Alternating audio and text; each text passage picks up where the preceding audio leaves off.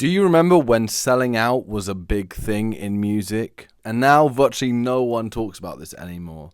And this is the subject of Peter's recent article on Substack, which I suggest you check out because it's really, really interesting. Peter starts the article by talking about basically every musician when they start out. They're not really thinking about money. They're thinking about making something meaningful and it being heard by people. But Peter points out, because algorithms reward consistency and the output of content in general and not necessarily authenticity, people tend to start making stuff that's going to pay the rent, essentially. And Peter doesn't say that selling out is necessarily a bad idea, the concept of having something commercialized. It becomes a problem when people forget the original reason why they got into music in the first place. They stop asking the question, does this matter? And they start asking the question, will this perform?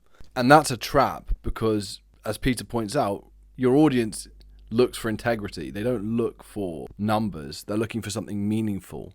And the really important point is the artists nowadays that are doing really well are the ones who are redefining the parameters of this activity altogether. They're striking a really good balance between their own integrity, owning the means of their own production, for want of a better term, building direct relationships with their audience and monetizing their content on their own terms, and therefore maintaining creative control. So the question is no longer, should I sell out or should I engage with the commercial world? It's how do I do so without losing myself in the process, as Peter puts it. And the really, really important takeaway, which is why Peter's articles are great, they always actually are quite optimistic about music as it exists now because you have more control than ever, hypothetically. Make the music you want to discover and build the kind of career you'd respect.